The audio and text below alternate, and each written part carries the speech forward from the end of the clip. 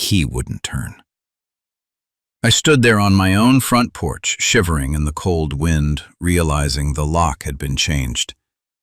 My own son, the boy I raised, had locked me out of the only home I had ever known while I was lying in a hospital bed fighting for every single breath. My name is Frank Miller. I am 76 years old, and my own flesh and blood left me homeless the moment I was discharged from the hospital. Yes, you heard that right. The boy I raised betrayed me when I was at my most vulnerable. But let me tell you this from the beginning, because this story needs to be heard. It all started back in February. The damp cold of Savannah settled into my lungs like a curse. At first, it was just a simple cough, the kind you ignore thinking it will go away on its own. But it didn't go away. It stayed there, growing, gathering strength day after day. One morning I woke up unable to breathe, as if someone had pressed a pillow over my face all night. Mrs. Higgins, my next-door neighbor for as long as I can remember, was the one who found me collapsed on the patio. I had gone out to water my hydrangeas and couldn't even reach the hose. "Oh, Frank!" she screamed, and after that, I don't remember much until I woke up at St. Joseph's Medical Center, connected to more wires than a telephone pole. Dr. Evans, a young woman with serious eyes, explained to my son Rick that I had severe pneumonia. "Your father is in critical condition," she told him. "His age doesn't help and his lungs are very compromised. We must prepare for anything." I listened from my bed, floating between sleep and wakefulness due to the medication, but I heard every word. Rick was standing by my bed with that face he makes when something makes him uncomfortable. He was always like that, ever since he was a boy. When there were difficult decisions to make, when he had to face problems, he would wear that same expression, as if the world owed him something better. By his side was Brenda, his wife, a woman who never looked at me with true affection. Since they got married 10 years ago, I always felt she saw my house, my small nest egg, as something that would one day be hers. "He doesn't look good," Brenda muttered, but she wasn't looking at me. She was looking out the window, toward the street, as if she were already calculating something. "The doctor said he could last weeks like this, right?" Rick nodded without looking at me. My own son, the one I taught to ride a bike in the driveway on Oak Street, the one I carried on my shoulders to the county fair, couldn't even look me in the eye while I fought for every breath. The days became a confused mix of nurses, medicines, and that constant beeping of the machines keeping me alive. Rick came to visit every couple of days, always in a rush, always with that same uncomfortable look. Brenda accompanied him sometimes, but she stayed in the hallway, talking on the phone or scrolling through her cell. One afternoon, when they thought I was asleep from the sedatives, I heard them in the corridor. Their voices reached my bed like whispers cutting through the air. "He can't go on like this," Brenda was saying. "We've been paying rent on that horrible apartment at the Garden View complex for 3 years, and your dad's house is sitting there, empty, right in the center of town." "It's his house, Brenda," Rick replied, but his voice sounded tired, without conviction. "His house that's going to be yours when he... well, you know. The doctors aren't giving any hope, so why wait? We could save all that rent money." There was a long silence. I kept pretending to sleep, but my heart raced so fast I was afraid the monitors would start blaring. I was listening to my daughter-in-law plan my funeral while I was still breathing. It's funny how hearing your own expiration date discussed like a business transaction clears the fog in your brain real quick. "I don't know, Brenda. It feels wrong," Rick mumbled. "Wrong? What's wrong about it? He's not coming out of here. The doctors were clear, and we are throwing money in the trash every month. Think about it, honey. It's a beautiful house. In the best part of Savannah. Big yard, close to everything, and we're squeezed into those 500 square feet that smell like mildew." Another pause. I could imagine my son running his hand through his hair, that gesture he'd made since childhood when he was nervous. "What if he recovers?" he asked finally. "Look around, Rick. Do you see anyone his age walking out of here? He is 76, severe pneumonia, and he's been hooked up to machines for 3 weeks. Don't be naive." Those words hit me like stones in the stomach. My own family was counting the days until my death, planning how to split up the little I had built over a lifetime. "We could change the locks," Brenda continued. "Say it's for security, that with the house empty it's safer, and while we're at it we can move some things. After all, when he comes back, if he comes back, he won't need so much stuff." "I don't know if that's right," Rick murmured, but it no longer sounded like a refusal. It sounded like someone convincing himself. "It's right because it's practical," Brenda insisted, "and because that house is going to be yours anyway. We're just speeding up the inevitable." I heard them walk away down the hall, their steps echoing on the hospital tile floor. I lay there, hooked up to those machines, feeling how every breath hurt not just my lungs, but my soul. That night I couldn't sleep, not because of the sickness, but because of what I had heard. I thought about all the years I had worked to buy that house on Oak Street. I remembered when Rick was little and ran through the yard chasing fireflies. I remembered the afternoons I spent teaching him to change a light bulb, to fix a faucet, to be a responsible man. Where had I failed as a father? At what moment did my son learn to see me as an obstacle instead of his flesh and blood? During the next few days, Rick kept coming, but he wasn't the same. He avoided my gaze, spoke little, was always in a hurry to leave. Brenda stopped coming. When I asked about her, he told me she was busy with things at the house. Which house? I wanted to ask him, but something inside me already knew the answer. One afternoon, Mrs. Higgins came to visit me. She arrived with a jar of sweet tea and those worried eyes I had known all my life. "Frank," she said after the usual greetings, "I wanted to ask you something, but I don't know if it's right." "Go ahead, Mrs. Higgins. You know you can ask me anything." "It's about your house. I've seen Rick and Brenda taking things out, bringing other things in. I thought maybe you would ask them to fix something up, but I don't know. It looks strange." My heart stopped for a moment, not from the illness, but from the confirmation of what I already knew. "What kind of things have they been taking out?" I asked her, trying to keep my voice steady. "Well, your wardrobe, Frank. Your books. Those photos you had in the living room. I saw them put it all in the garage. And then they brought in their refrigerator, their living room set, as if they were moving." Mrs. Higgins looked at me with those eyes full of pity which hurt more than the truth itself. "I thought maybe you had told them to stay and watch the house while you're here," she continued. "But something doesn't add up. Why change the locks if they're just house-sitting?" The locks? There it was. My son had changed the locks on my own house while I was fighting for my life in a hospital bed. "Frank, are you okay? You look very pale." "I'm fine, Mrs. Higgins, just tired." But I wasn't fine. I was feeling something break inside me that had nothing to do with lungs. It was something deeper, more painful than any disease. That night, when the nurses thought I was sleeping, I cried. I didn't cry for the pneumonia or the fear of dying. I cried for my son, for the man he had become, for the family I thought I had, which turned out to be an illusion. But also, somewhere deep inside me, something different began to grow.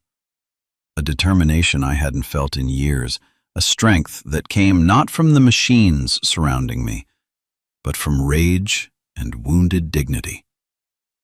If my son thought he had already buried me, If he believed he could dispose of my life and my things as if I were just a nuisance he was waiting to disappear, then he had a surprise waiting for him. Because Frank Miller hadn't reached 76 years old to let himself be buried alive by anyone, not even his own son. The day they discharged me arrived like a miracle I hadn't expected myself. Dr. Evans looked at me with those eyes that have seen too much and told me I was a lucky man. Frank, you have defied all our expectations. Your lungs responded better than we imagined. You are stronger than you look. Strong. That word sounded strange to me after 3 weeks connected to machines, after hearing my own family planning my funeral while I was breathing. But there I was, sitting on that hospital bed, holding my discharge papers with trembling hands, feeling that I had won the first battle of a war that was just beginning. Nurse Rosa, a kind woman who had cared for me all those weeks, helped me dress in the same clothes I had arrived in. The shirt was big on me now. I had lost weight, but I managed to look dignified. "Is your family coming for you, Frank?" she asked me while checking that I had all my prescriptions. "No," I said. "I'll call a cab." I didn't tell her that I hadn't called Rick to let him know I was being discharged. I didn't tell her that I wanted to see with my own eyes what they had done with my house, my life, my trust. Some truths have to be seen without anyone preparing you for them. The taxi was a beat-up sedan that had seen better days, just like me. The driver helped me load my small bag of medicines. "Where to, boss?" 247 Oak Street, I said, and those words came out with a bitter taste. My own address now sounded like a stranger's. During the ride through the streets of Savannah, everything seemed different. Or was it me who had changed? The houses, the trees, even the sky looked different after being so close to never seeing them again. I thought about Mrs. Higgins' sweet tea, my hydrangeas on the patio, my armchair where I read the paper every morning. Small things that make up a life and that you only value when they are about to be taken from you. The taxi stopped in front of number 247. My house. The house I bought with the money I earned working on the docks for 20 years, hauling crates under the relentless sun. The house where Rick was born, where he took his first steps, where his mother Helen died 15 years ago in that same living room that now, well, we'd see what had happened to that living room. I paid the driver and stood on the sidewalk looking at my own home as if it were the first time. Everything looked the same from the outside. The beige siding Helen had chosen, the black railings I painted last year, the small garden where Mrs. Higgins sometimes came to chat in the afternoons. But something felt different. Like when you know someone has been in your house, even if you can't say exactly what has changed. I took my keys out of my pocket. The same keys I had carried for 30 years, worn by use on that metal ring Rick gave me when he turned 15. I walked up the 3 steps of the porch, those steps I had repaired so many times, and put the key in the lock. It didn't fit. I tried again. Nothing. The key that had opened that door thousands of times was now useless. I tried the back door key, thinking maybe I was confused from the meds. Nothing there either. That was when I fully understood what had happened. I didn't just understand it with my head, I felt it in my whole body, like a punch that knocks the wind out of you. My son had changed the locks on my house while I was dying in the hospital. I knocked on the door, first softly, then harder. I heard footsteps inside, footsteps I knew but that now sounded different, like the footsteps of an owner in her own house. The door opened and Brenda appeared. She was in a robe, a blue silk robe I had never seen before, with her hair up as if she had just gotten out of bed. But what shocked me most wasn't her clothes, It was her face, the expression of someone who is in her territory, comfortable, relaxed. The expression of someone who wasn't expecting visitors. "Frank!" she exclaimed. But it wasn't an exclamation of joy. It was surprise, and not exactly pleasant. "What a surprise! How are you? We thought you weren't going to, well, that maybe you wouldn't leave the hospital." There it was. The direct confirmation, no beating around the bush, of what I had heard in those whispers in the hallway. My daughter-in-law had just told me to my face that they had assumed I would die. "Well, here I am," I told her, holding up my hospital papers. "Could you call Rick? I want to come into my house." Brenda didn't move from the door.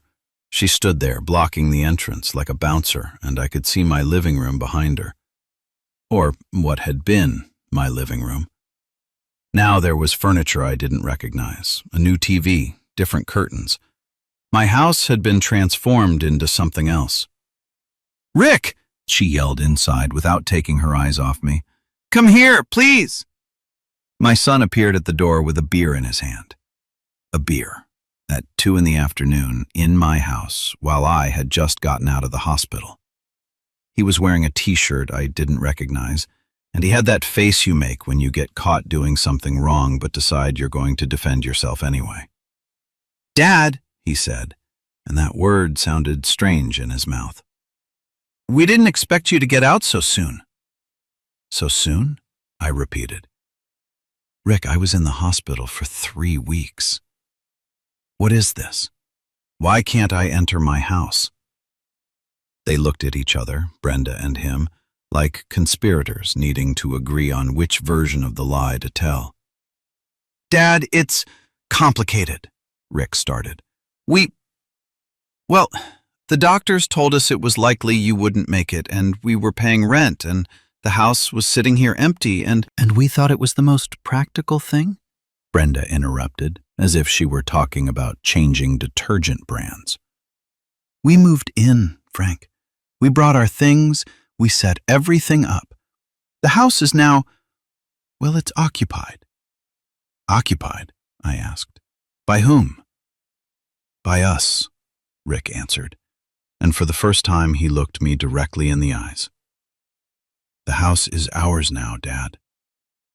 You don't need it anymore." Those words hit me like a bucket of ice water. My own son, standing in the doorway of my house, was telling me I didn't need it anymore, as if I were an object that had outlived its usefulness. "I don't need it," I repeated slowly. "Rick, this is my house. I bought it. I paid for it. Your birth certificate is in here. Your mother died here. What do you mean, I don't need it?" "Dad, don't get upset," he told me, but his voice sounded nervous now. "We're going to help you. We know a very good place, very comfortable. It's called Golden Pines Senior Living. You'll be well taken care of there. You'll have company, nurses." "A nursing home," I said. "It's not a nursing home, Dad. It's a residence, very nice, with gardens, activities." "A nursing home," I repeated. "You want to put me in a nursing home?" Brenda crossed her arms and sighed as if I were a spoiled child who wouldn't listen to reason. "Frank, be realistic. You just got over severe pneumonia. You need special care. We work. We can't be watching you all the time, and this house is too big for one person." "It was too big for one person when you lived in your apartment and I lived here alone," I answered her. "But it didn't matter to you then?" "That was different," Rick mumbled. "Different how?" "Well, you were fine. Now you're sick, you're elderly. You need care." "What I need is to come into my house," I told him, and my voice started to rise. "What I need is for you to explain why you changed the locks on my house without asking me." Rick ran his hand through his hair, that nervous gesture again. "Dad, calm down. The neighbors are watching." He was right. Mrs. Higgins was in her window. Mr. Roberts had come out to the yard next door. Mrs. Miller down the street was sweeping her sidewalk, but without taking her eyes off us. The whole neighborhood was witnessing how my own son was denying me entry to my home. "Let them watch," I said. "Let everyone see how Frank Miller's son treats his father." "Don't be dramatic," Brenda intervened. "No one is treating you badly. We are offering you a solution." "A solution? Stealing my house is a solution." "We aren't stealing it," Rick shouted.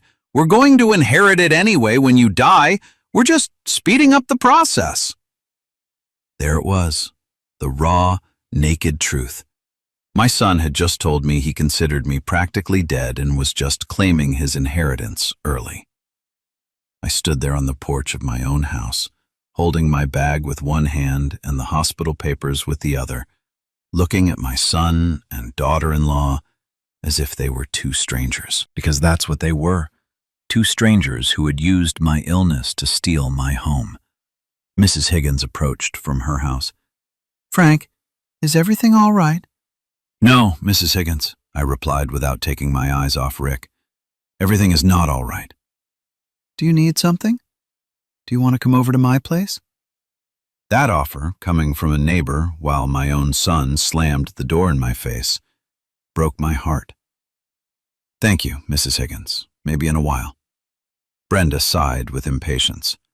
"Frank, don't make a scene. The neighbors don't need to get involved in family matters." "Family matters?" I repeated. "Brenda, your husband just told me this house isn't mine anymore, that I should go to a nursing home because he already moved in here. Is that a family matter?" "It's a practical decision," she insisted. "It's theft," I told her. Rick took a step forward as if he were going to leave the porch, but he didn't. "Dad, we're not going to discuss this in the street. If you want, let's talk inside.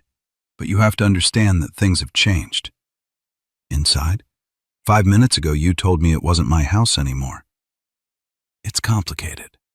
"No, Rick, it's not complicated. Either it's my house or it isn't. Either I'm your father or I'm not. Which is it going to be?" He stayed silent. Brenda grabbed his arm and pulled him inside. "Come on, honey, there's nothing to discuss. Frank, we'll help you with Golden Pines. We can even pay the first few months until you get settled." And they closed the door. They closed the door of my house in my face. I stood there on my own porch, with the whole street watching me, feeling the world crashing down on me. But not in the way it had crashed down in the hospital when I was fighting to breathe. This time it was crashing down in a different way. Deeper. More painful. Because it's one thing to get sick, and another thing entirely to discover that the people you love most in the world see you as an obstacle to be removed from the path. But Frank Miller hadn't gotten up from a hospital bed to be defeated on the doorstep of his own home. If my son wanted to play dirty, he was going to learn that his old man still had a few cards left to play. That night I stayed at Mrs. Higgins' house. She made me chamomile tea and let me sleep in her son's room, who had moved to Atlanta for work. But I couldn't sleep. I lay awake all night, staring at the ceiling, thinking about what had happened, feeling the rage and sadness churning in my chest like a caged animal. At dawn, Mrs. Higgins made me biscuits and gravy and strong coffee, as if I were family. I sat at her table, eating from the plate she had served me, and for the first time in a long time, I felt grateful for the kindness of strangers when your own blood fails you. "Frank," she said as she poured me more coffee, "I don't meddle in business that doesn't concern me, but what they did yesterday isn't right. You don't do that to your worst enemy, much less to your own father. Mrs. Higgins, do you think I have any legal rights? I mean, it's my house. I have the deeds, but they already changed the locks. They already moved in." "Of course you have rights," she replied with that certainty that comes with age. "My cousin had a similar problem with a son who wanted to take his land. He had to go to a lawyer, but in the end, he got back what was his." That word, lawyer, echoed in my head. I didn't have much money, my pension barely covered medicine and food, but I had to try. I couldn't stand there with my arms crossed watching my son get away with it. "Do you know a lawyer who doesn't charge too much?" I asked her. Mrs. Higgins thought for a moment, drumming her fingers on the table. Look, Frank, do you remember Rob, your sister Helen's boy? Of course I remembered. Rob Miller, my nephew, the skinny kid who came to my house on vacations and always walked around with books under his arm. He had studied law, passed the bar a few years ago. The last time I had seen him was at his mother's funeral, my sister, 3 years ago. "Rob is a lawyer," Mrs. Higgins continued, "and he's family. Maybe he can help you." She was right. Rob was family, and if there was anyone who could understand the gravity of what Rick had done, it was him. The Millers had always been a close family, until now. After breakfast, Mrs. Higgins lent me her phone to call Rob. I found him at his office in downtown Savannah. "Uncle Frank," he greeted me with that cheerful voice I remembered from when he was a boy. "How are you? It's been so long since we talked." "Rob, I need to see you. It's urgent." His tone changed immediately. "What happened, Uncle? Are you okay?" "No, Rob, I'm not okay." "Can you come see me? I'm at Mrs. Higgins' house on Oak Street." "At Mrs. Higgins? Why aren't you at your house?" "That is the reason I need to see you." An hour later, Rob was sitting in Mrs. Higgins' living room, listening to my story with an expression that went from surprise to anger and then to professional indignation. He was a 35-year-old man, serious, with glasses that gave him an intellectual look, but he had inherited the strong character of the Millers. When I finished telling him everything, he stayed silent for a long moment, tapping a pen on his notepad.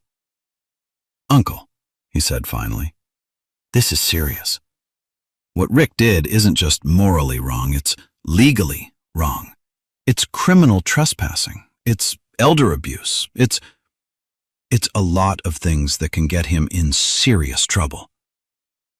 "Do you think I can get my house back?" "You're not just going to get it back, Uncle. Rick is going to have to answer for what he did." "Do you have the deeds to the house?" "They're in my safe, inside the house, but I have copies at the bank." "Perfect. Witnesses that you lived there until you got sick. All the neighbors, Mrs. Higgins, Mr. Roberts, Mrs. Miller, the whole neighborhood knows me." Rob wrote everything down in his notebook with that concentration lawyers get when they find a case they can win. "Uncle, I'm going to be honest with you. This is going to cost money. The paperwork, the copies, the court fees. We're talking about $500 for the filing fees at least." $500. It was a big chunk of my monthly pension, but it was worth it. I couldn't let Rick get away with this. "Rob, do you think we have a chance of winning?" "Uncle, we don't have a chance. We are going to win. What Rick did is so brazen, so obvious, that any judge will rule in your favor. The problem isn't winning. The problem is how hard Rick is going to fall." Those words gave me a strength I hadn't felt since I left the hospital. Finally, someone was telling me I was right, that what had been done to me wasn't just unfair morally, but legally too. "When can we start?" "Right now. We'll go to the bank for the deed copies, then to records for your birth certificate and Rick's, and tomorrow we file the suit." The next few days were a whirlwind of papers, forms, and statements. Rob worked as if it were his own case, with a dedication that reminded me why I had always been proud of that boy. We went with Mrs. Higgins so she could give a statement as a witness. The poor woman was nervous. She had never been in a courthouse. But when the clerk asked if Frank Miller lived at 247 Oak Street, she answered with a firmness that filled me with pride. "Of course he lived there. I've been his neighbor for 30 years. That is his house. He bought it with his labor. His son was born there. His wife died there. And what they did to him is a shame." Mr. Roberts also testified, and Mrs. Miller, and even the guy from the corner store who has known me for decades. They all told the same story. Frank Miller was the legitimate owner of that house, had lived there all his life, and what Rick and Brenda had done was abuse. Rob filed the suit for unlawful detainer, dispossession, and emotional distress. In the filing, he explained how Rick had taken advantage of his father being in critical condition in the hospital to change the locks and move in with his wife, denying him entry to his own house afterward. "Uncle," he told me when we left the courthouse after filing, "now we have to wait. But I assure you, in 2 weeks maximum, we'll have an answer." We didn't have to wait 2 weeks. 1 week later, Rob called me early in the morning. "Uncle, we have a hearing tomorrow at 10. Judge Harrison wants to see the case personally." Judge Harrison was known in Savannah for being strict but fair, an older man with white hair who didn't tolerate disrespect and who had a reputation for protecting the elderly from family abuse. The morning of the hearing, I put on my best suit, the same one I had worn to Helen's funeral. Rob picked me up early and we went to the courthouse together. On the way, he explained how the process would work. "Uncle, the judge will listen to both versions. We present our evidence. Rick presents his, if he has any, and then the judge decides. And if Rick doesn't show up, better for us. That would be admitting guilt." We arrived at the courthouse, and there they were. Rick in a cheap suit that looked uncomfortable, and Brenda dressed as if she were going to a garden party with a red dress and high heels. Both looked nervous, speaking in low voices with a young lawyer who didn't instill much confidence. When they saw us arrive, Rick looked at me with an expression I couldn't interpret. Was it guilt? Was it anger? Was it fear? Maybe it was all of it together. Brenda looked at me with contempt, as she always had, but this time there was something different in her eyes. There was worry. We sat on opposite sides of the room like two enemy families, even though, until a week ago, we were the same family. Judge Harrison entered and the whole room stood up. He was an imposing man, almost 6'5", with a deep voice that filled the space. "Be seated," he ordered, and we all obeyed immediately. "We are here for the case of Frank Miller versus Rick Miller and Brenda Miller for unlawful detainer and dispossession. Mr. Miller, present your arguments." Rob stood up with that elegance that comes from years of study and the security of being right. "Your Honor, my client Frank Miller is the legitimate owner of the house located at 247 Oak Street. Here are the original deeds registered in his name since 1994. He handed the papers to the bailiff, who passed them to the judge. Harrison reviewed them carefully, adjusting his glasses. "On February 15th of this year," Rob continued, "Frank Miller was admitted to St. Joseph's Medical Center with severe pneumonia. During the 3 weeks he was hospitalized in critical condition, his son Rick took advantage of the situation to change the locks on the house, move in with his wife, and remove all of Frank's personal belongings. When my client was discharged on March 8th, he found he could not enter his own home. His son and daughter-in-law denied him access and told him the house was now theirs and that he should go to a nursing home."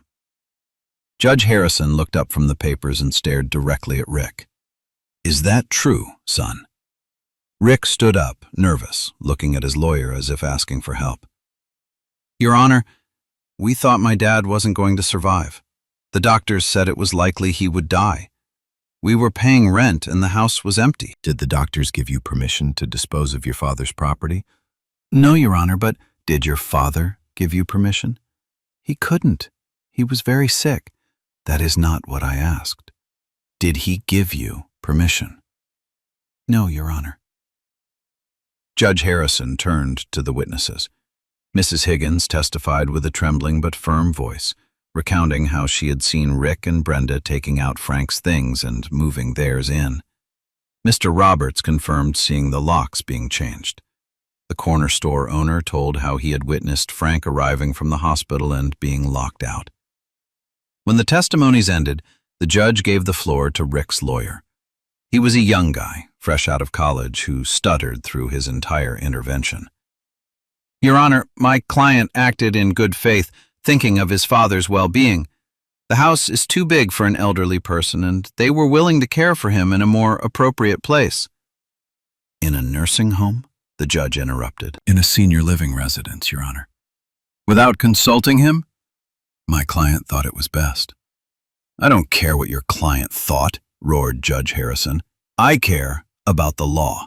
And the law says no one can dispose of another person's property without their consent, regardless of their family relationship.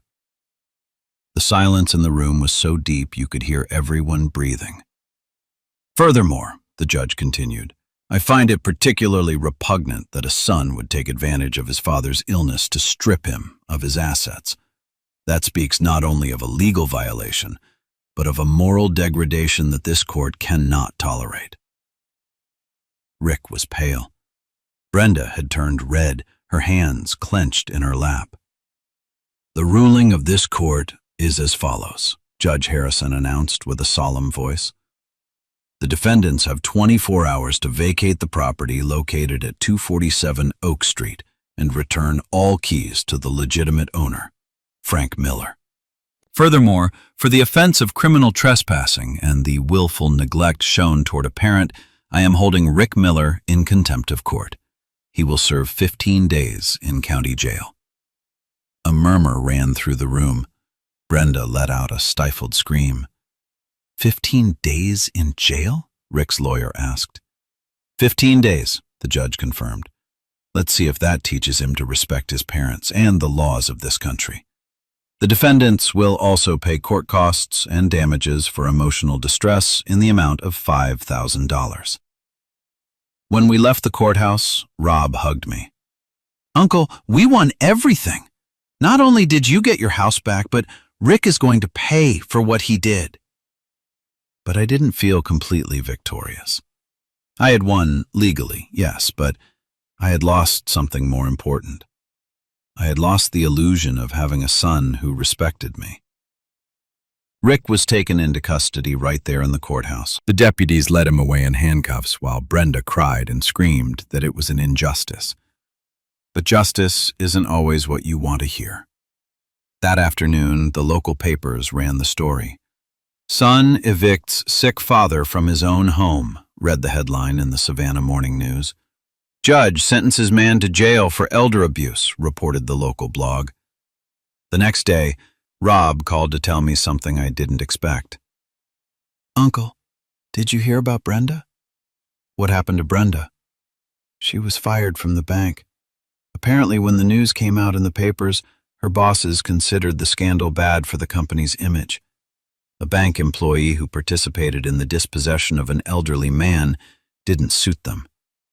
So Brenda had lost her job.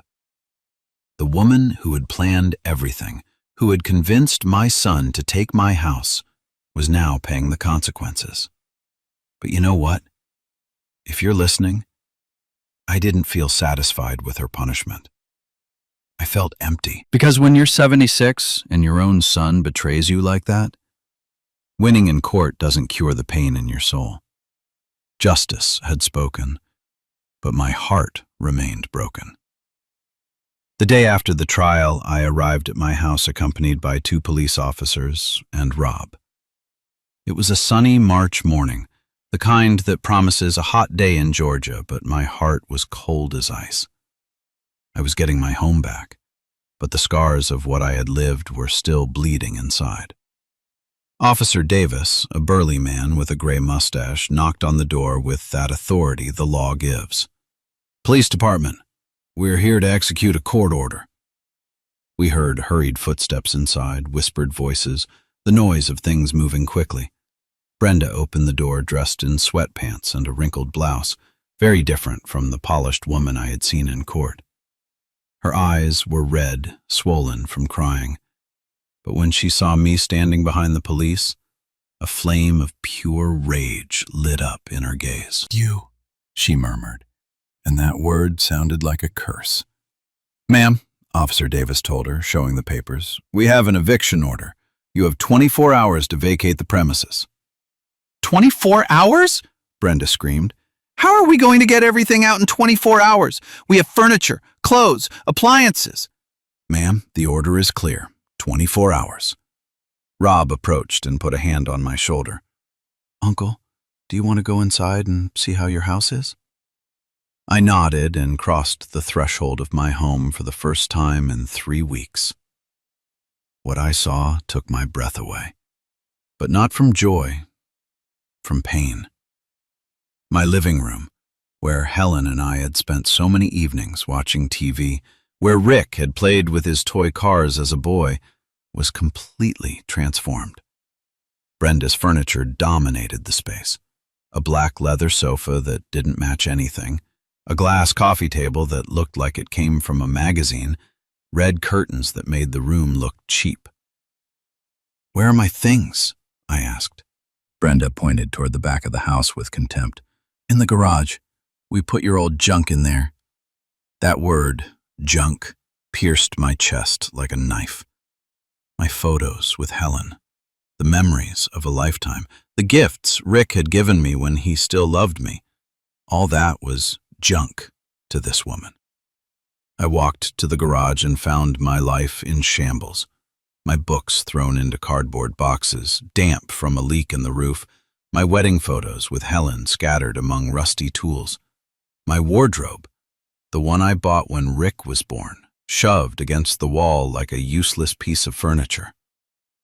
"Look how they treated your things, Helen," I whispered, picking up a picture of us from Rick's 10th birthday. It was stained with motor oil. I spent the next few minutes rescuing what I could from that mess, feeling how every recovered object gave me back a little piece of my identity. Officer Davis helped me carry the boxes into the house while Brenda started taking her belongings out with a fury that was scary to watch. "All of this is your fault, you miserable old man," she screamed at me while lugging a lamp toward the door. "Because of you, my husband is in jail." "Brenda," I told her with the calmest voice I could muster, "your husband is in jail because he tried to steal my house while I was dying in the hospital. He wasn't stealing anything. It was going to be his anyway. But it wasn't his yet, and I didn't die." Those words infuriated her even more. She grabbed a dining chair and dragged it across the hardwood floor with such force that it left a deep gouge from the living room to the door. "Brenda!" Rob shouted. "What are you doing?" "Getting my furniture out of this godforsaken house," she replied, and kept dragging everything she could instead of lifting it. The leather sofa left horrible marks on the floor. The glass table scratched the wood in the hallway. She even pulled the appliances with malice, as if she wanted to take pieces of my house embedded in her belongings. "Ma'am," Officer Davis warned, "causing intentional damage can bring you more legal trouble." "I don't give a damn," Brenda screamed. "Let him sue me. He already took my husband, cost me my job, ruined my life." But she kept scratching, kept destroying, as if every mark on my floor was revenge against the justice that had fallen on her. The noise was unbearable, like nails on a chalkboard, but I couldn't do anything but watch this woman destroy the little that remained intact of my home. Mrs. Higgins appeared at the door with a pot of coffee and disposable cups. "Would you like some coffee?" she asked, trying to normalize the situation, but her voice trembled seeing the state of the floor. "Thank you, Mrs. Higgins," I said. "You're always so kind." "Is Frank okay? He looks very pale." "I'm fine, just tired." But I wasn't fine. Seeing my house being destroyed by that woman's rage hurt more than any physical blow. Every scratch on the floor was like a wound in my soul. Every dragged piece of furniture was a reminder that my family had disintegrated in the worst possible way. When Brenda finished taking her things out, my house looked like a battlefield. The hardwood floors Helen had chosen with such care were full of deep scratches. The walls had marks where the furniture had hit them. Even the front door frame was splintered. "Done," Brenda announced, standing in the entrance with the keys in her hand. "There's your precious house, old man. I hope you enjoy it for the little time you have left." She threw the keys at my feet and walked toward a taxi that was waiting for her, loaded to the brim with her stuff. Officer Davis picked the keys up from the floor and handed them to me. "Frank, I'm very sorry about the damages. Are you going to file a report?" I looked at my ruined floor, my marked walls, my splintered door. All that could be repaired with money, but how do you repair the damage your own family does to you? "Yes," I said finally. "I'm going to report the damages." Rob stayed with me that afternoon, helping me clean and put my things back in place. While we swept up the wood chips Brenda's disaster had left, he told me the bank had officially confirmed my daughter-in-law's firing. "Uncle, the story was in all the local papers. Bank employee participates in elder abuse. Her boss said a person with those moral values couldn't represent the institution. And what is she going to do now?" "I don't know, Uncle, but that's not your problem. Your problem now is fixing your house and deciding what's going to happen with Rick when he gets out of jail." That night, alone in my reclaimed house, I sat in my old armchair, the same one where I had read the paper every morning for 15 years, and thought about my son. In 9 days, he would get out of jail and we would have to face each other. What was I going to say to him? How do you talk to a son who tried to bury you alive? I passed the following days cleaning, repairing, trying to return my house to how it was before the invasion. I hired Mr. Stevens, a carpenter from the neighborhood, to fix the scratched floors. He charged me $2,800 to sand and refinish all the damaged wood. $2,800 that I would have to pay, even though Brenda was the culprit.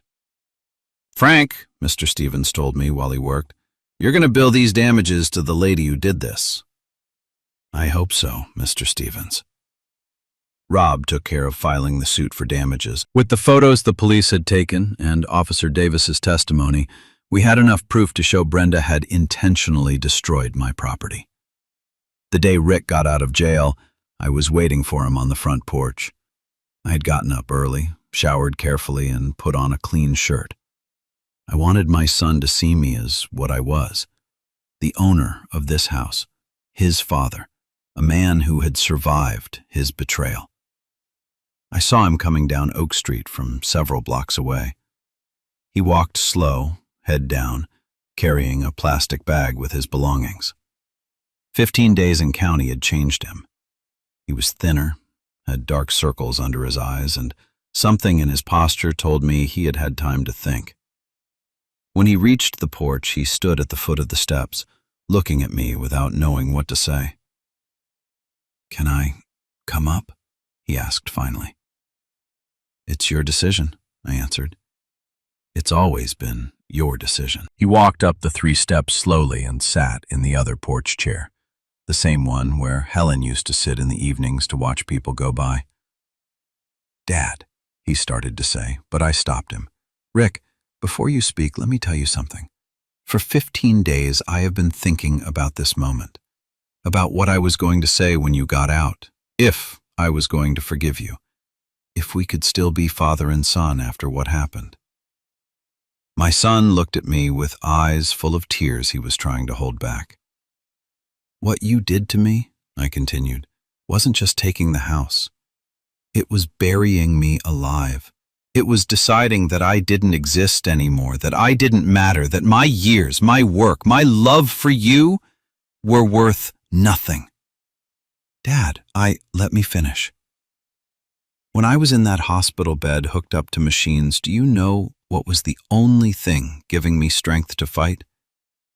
The idea of coming home. To my house.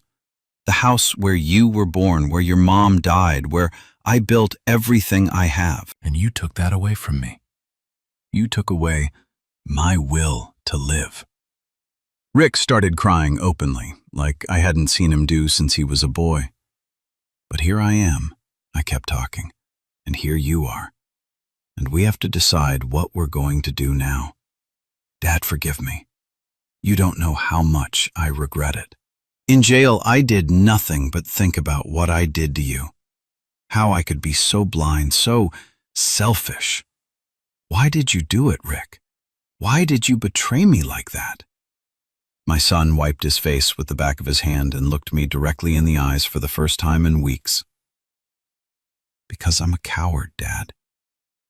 Because Brenda pressured me day and night that we were throwing money away on rent, that you were going to die and we were going to inherit the house anyway. And why? Because I was scared. Scared of what? Scared that you would die and I wouldn't know how to support my family? Scared of not being man enough to make it on my own? Scared of still being the kid I always was with you, instead of growing up and taking responsibility for my life? Those words hit my heart in a way I didn't expect. For the first time, my son was talking to me with honesty, without excuses, acknowledging not only what he had done, but why he had done it. Rick, I told him, I'm going to be very clear with you. What you did almost killed me. Not the pneumonia, but the betrayal. Standing at the door of my own house, hearing you say it wasn't mine anymore was worse than any sickness. I know, Dad, I know. But you are my son. You are the only thing I have left of Helen, the only thing left of the family we built, and I can't hate you forever. There was a long silence on the porch. We both looked toward the street, watching the neighborhood life go by, listening to the familiar sounds of the afternoon in Savannah. I'm going to give you a chance, I said finally. Just one chance. But it's going to be on my terms. Whatever you say, Dad. First condition. You live here, in this house, but as my guest. Not as owner, not as heir, but as the son who is trying to regain his father's trust. Understood. Second condition. You work. I don't care at what, but you work every day and give me money for household expenses. No freeloading here. Yes, Dad. Third condition. You pay me back the $2,800 it cost to repair the damage your wife did. I don't care if it takes a year, but you pay me. Rick nodded, although I could see the amount scared him. Fourth condition, I continued, and this is the most important one. Every day for a full year, you are going to show me that you deserve to call yourself my son. With your actions, not your words. With respect, with work, with care, as if you were a stranger trying to earn my trust. And after the year? After the year, we'll see. If you've complied, if you've shown that you really changed, then we can talk about being father and son for real. And if I don't comply? If you don't comply, you leave this house forever, and you don't come back. Ever. My son stayed quiet for a long moment, processing what he had just heard. Dad. And Brenda? What happens with Brenda? She wants us to get back together. She says all this was your fault, that you ruined our lives. Rick, that woman convinced you to steal my house while I was dying. Do you think that's the kind of person who's good for you? I don't know, Dad. I'm very confused. I'm going to give you a piece of advice, and then you decide. A woman who pushes you to betray your father is capable of pushing you to betray anyone, including yourself. Rick stayed thinking about my words. Can I ask you something, Dad?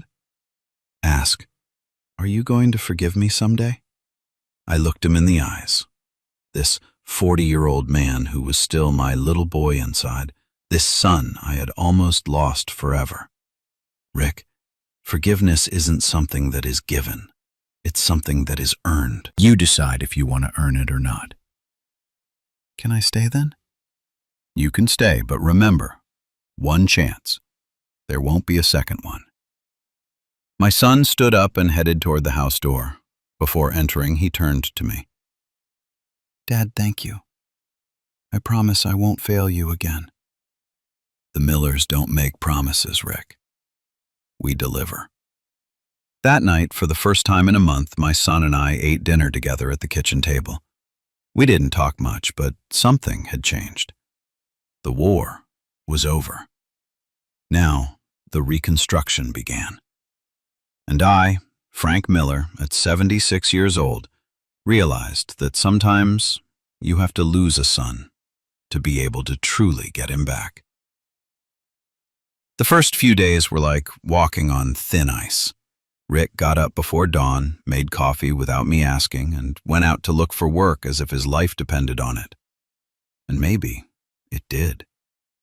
He had lost his job at the auto shop when he got arrested, and now he had to start from zero, with the record of having been in jail for stealing his father's house. "Dad," he told me one morning while we ate breakfast in silence, "I found work in construction with Mr. Morales. It's temporary, but it pays okay." "How much?" I asked him directly. There was no time for beating around the bush. $15 an hour. It's tough work, hauling drywall, but it's something. That wasn't much, but times were tough, and my son had to adapt to the reality of starting from the bottom. "All right," I told him, "but remember, part of every check is for the house expenses, and another part to pay back the floor repairs." "Yes, Dad, I already calculated it. I can give you $40 every day I work." $40 a day. It was going to take him 70 days of work to pay me the $2,800. If he worked 5 days a week, it would be almost 4 months, but it was a start. Rick kept his word. Every day he had work, he arrived in the afternoon, tired, dirty, hands full of calluses, and handed me the $40 without me asking. He put them on the kitchen table next to my dinner plate like a silent offering. But the money wasn't the most important thing. What mattered to me was seeing him change day by day, seeing how hard work was molding not just his body, but his character. There was something different in his eyes, something I hadn't seen since he was young. One afternoon he arrived earlier than usual. I heard the shower running, then I saw him come out of the bathroom and head toward the kitchen. When I got there, he was making dinner. "What are you doing?" I asked him. "I thought I could cook today. I bought chicken, made rice like Mom taught me." I hadn't seen my son cook in years. Since he married Brenda, she took care of everything in the house, and he had gotten used to being served. But there he was, stirring the rice in the pot with the same concentration Helen used to put when she made food for the family. "Do you remember how your mom did it?" I asked. "I remember some things. The sauté with onion and garlic, the cumin, the salt at the end. I hope it turns out similar." We ate that chicken and rice that tasted like memories. It wasn't exactly like Helen's, but there was love in every spoonful. There was effort. There was a desire to do things right, and that shows in the food just like it shows in everything. "It came out good," I told him, and I saw his face light up like when he was a boy and I congratulated him for something. But life wasn't going to be easy for Rick. A week after that dinner, Brenda showed up at the house. She arrived in the afternoon just when my son had returned from work. I was on the porch reading the paper when I saw her walking up the street dressed in tight jeans and a low-cut blouse, as if she were going to a party instead of facing the problems she had helped create. "Rick!" she yelled from the sidewalk. "Come out here, we have to talk!" My son came out of the house drying his hands with a towel. He had been washing the dinner dishes, another thing he had never done when he lived with her. "Hi, Brenda," he said, but he didn't come down from the porch. "Hi, that's it? Aren't you going to hug me? I'm your wife. Brenda, it's been 3 weeks since I got out of jail, and you haven't come to see me a single time." Because I was angry. Because of you, I lost my job. Because of you, I'm living with my sister in a borrowed room. Because of you, my life is ruined. I heard those words from my chair and felt rage rising in my throat. This woman still didn't understand that she was the one who had planned everything, who had convinced my son to steal my house, who had scratched my floors out of spite. "Brenda," he told her, "I didn't have any blame. I just wanted us to have a better house, so we wouldn't pay rent like idiots while your dad had that empty house." It wasn't empty. It was his house. It was his house, that was going to be yours when he died. But he didn't die, Brenda. And even if he had died, what we did was wrong. I saw my daughter-in-law getting more and more furious with every word Rick said. She wasn't used to him contradicting her, and even less in public in front of me. "Rick, get down from there and let's talk like people. I already got a job at a store. We can rent a small apartment, start over." "I can't, Brenda." "What do you mean you can't? I'm your wife." "I am paying a debt. I owe my dad money for the damages you caused when you took your things." "What damages? Those were my furniture pieces. I had the right to take them." Rob had made sure Brenda received the lawsuit for property damage, but apparently she was playing dumb about the gravity of the situation. "Brenda," Rick told her with a firmness I hadn't heard before, "you scratched the whole hardwood floor on purpose. That cost $2,800 to fix." $2,800 for some scratches? "Your dad is robbing you." I couldn't stay quiet there. I got up from my chair and approached the edge of the porch. "Brenda," I said with a calm but firm voice, "I have the photos the police took. I have the testimony of the officer who was present, and I have the invoice from the carpenter.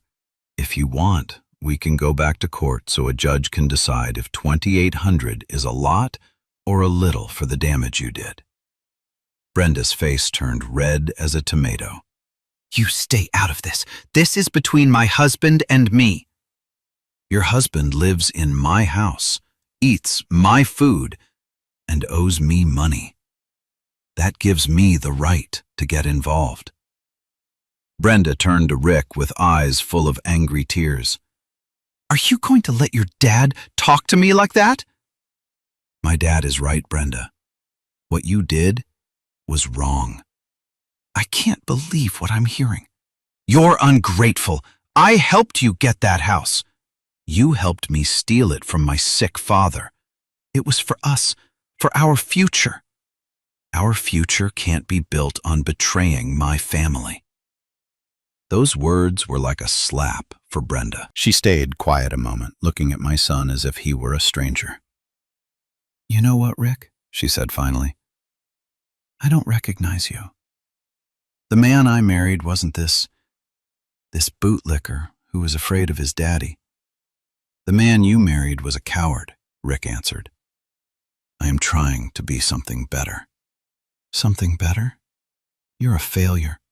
You're living with your dad like a mama's boy, working construction like a laborer, without ambition, without a future. I am paying my debts. I am trying to recover the dignity I lost." "Dignity? What good is dignity if you don't have a pot to piss in?" Brenda turned around and started walking toward the street, but she turned back to say one last thing. "When you get tired of living like a mooch off your dad, you know where to find me. But don't look for me too late, because I'm not going to wait for you all my life." "Brenda!" Rick shouted. "Where are you going?" "To find a real man. Someone who doesn't let his family push him around." And she walked away down Oak Street with that fury only women have when they feel they are losing control over their men. Rick stayed standing on the porch watching her leave, and I could see in his face that something was breaking inside. "Are you okay?" I asked him. "I don't know, Dad. I think so, but I don't know." "Rick, that woman is giving you a choice between her and doing the right thing." "I know. What are you going to choose?" My son sat on the porch steps and put his head in his hands. "Dad, I loved Brenda. Or I thought I loved her. But these days, living here with you, working, trying to be a better person, I've realized the woman I loved doesn't exist. The woman I loved wouldn't have convinced me to steal your house. So then? So I think it's better she leaves. If she can't understand why I have to repair the damage we did, if she can't support me while I try to regain your trust, then she isn't the woman for me." Those words filled me with a pride I hadn't felt for my son in years. Finally, he was maturing. Finally, he was understanding what it meant to be a real man. Rick, I told him, making that decision wasn't easy. No, Dad, but it was the right one. 2 weeks later, Rob brought me some papers to sign. Uncle, Brenda filed for divorce. She says Rick abandoned her. Rick abandoned her? According to her, yes. She says he chose to live with you instead of fulfilling his duties as a husband. I laughed, despite everything. Rob, after everything that happened, do you think that's going to cause problems for Rick? Not at all, Uncle. After the scandal about stealing the house, any judge will sympathize more with Rick than with her. Besides, she was the one who left, not him. The divorce was resolved quickly. Brenda didn't ask for alimony, didn't ask for anything.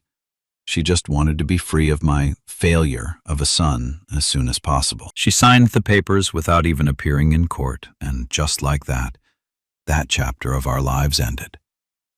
Rick kept working construction during the day, and in the evenings, he started working part-time at the local diner, washing dishes. 2 jobs to be able to pay me back faster and to save some money for his future. I saw him arrive at 9 at night, tired to the bone, but he always gave me my money and always asked if I needed anything. On weekends, we fixed things around the house together. We fixed the bathroom plumbing, painted the siding, pruned the garden. Working side by side, without talking much, but feeling how, little by little, something more than the house was being repaired. The relationship between us was being repaired. One afternoon, while we were fixing the front gate, Mrs. Higgins came over to chat. "Frank, how is everything going with Rick?" "It's going well, Mrs. Higgins. It's getting better. He looks different, more serious, more responsible." "Hard knocks make hard men," I told her. "And have you forgiven him?" I stayed thinking about that question while tightening a screw on the gate. "Mrs. Higgins, forgiveness is like this gate. It doesn't get fixed overnight. You have to tighten every screw, sand down every rusty part, paint it with care. But when it's done right, it lasts for many years." "That's very beautiful, Frank." Rick heard the conversation but said nothing. He just kept working, but I could see a small smile on his face. 4 months later, my son handed me the last $40. "Done, Dad. $2,800 complete." "Did you count it?" 3 times. I took the money and put it in the kitchen drawer where I had been collecting every payment. "Rick, you kept your word." It was the least I could do. It wasn't the least. It was the right thing. There's a difference. That night, I prepared a special dinner. I made my famous Sunday pot roast, Rick's favorite since he was a boy, the same one Helen used to make on birthdays. My son realized immediately. "Dad, is that pot roast?" "Just like your mom used to make." "Why? Is it my birthday and I forgot?" "It's the birthday of the son I got back." We ate that roast in silence, savoring not only the food, but the moment. It was the first special dinner we shared since before my illness, since before the betrayal, since before everything fell apart. "Dad," he said as we cleared the plates, "do you not hate me anymore?" "Rick, I never hated you. I hated what you did, but never you." "Do you forgive me then?" "I am forgiving you. Every day, I forgive you a little bit more." "When will it be complete?" "When you forgive yourself." A week later, Mr. Roberts from down the block stopped me in the street. "Frank, is it true you changed the locks again?" "Yes, Mr. Roberts. I put new locks in." "Why? Don't you trust Rick?" "I trust the man he is becoming, but complete trust is earned with time." "Are you going to give him keys?" "I already gave him a key, but I'm keeping the spare. For now." "And if he behaves well?" "If he behaves well, someday he will have all the keys. But that will be when I decide, not when he asks. Mr. Roberts nodded with that wisdom age brings. That's well done, Frank. Children need to learn that respect isn't inherited, it's earned. Internal monologue is a strange thing. We spend so much time talking to ourselves that when we finally say something out loud, it feels like the finale of a long play. That afternoon, I told Rick about my conversation with Mr. Roberts. Seriously, you're not going to give me the spare key? He asked me. Not for now. Why? Because the spare key is for emergencies, and I need to be sure that your concept of an emergency is the same as mine. My son laughed, but he understood the message. Dad, how much longer is this going to last? What thing? This test, this demonstration that I deserve to be your son. Until we are both sure that it is no longer a test. Until being a good son is something natural in you, not something you do because I asked you to. Now, 6 months after it all started, I see my son get up every morning with a desire to work, to build something better with his hands and his life. I see him take care of me when I'm tired, worry about my health, ask me about my day. I see him becoming the man I always wanted him to be. Have I forgiven him completely? Almost. Do I trust him like before? Not yet. But we are on the right path, and that is what matters. Last night, while we were eating dinner, he told me something that touched my heart. Dad, thank you for not letting me go. Thank you for giving me the chance to be better. Thank you for taking it, I replied, because in the end, if you're listening, that is what real family is about. It's not about the blood we share, but about the decisions we make every day to care for each other, respect each other, and earn the love we have for one another. My son is learning that day by day, and I am learning to trust again, day by day. The new keys work perfectly, and one day when I am sure he won't use them to hurt me again, I will give Rick the spare. But that day hasn't arrived yet, and that's okay, because respect, as Helen used to say, isn't given, it's conquered. This is a work of fiction, but the pain of betrayal is as real as the floorboards under our feet. We build our homes with wood and brick, but we secure them with trust. When that trust is broken, no locksmith can fix it overnight. It takes time, sweat, and the courage to set boundaries, even with those we love the most. Be good to your parents and protect what is yours, because dignity is the one set of keys you should never give away.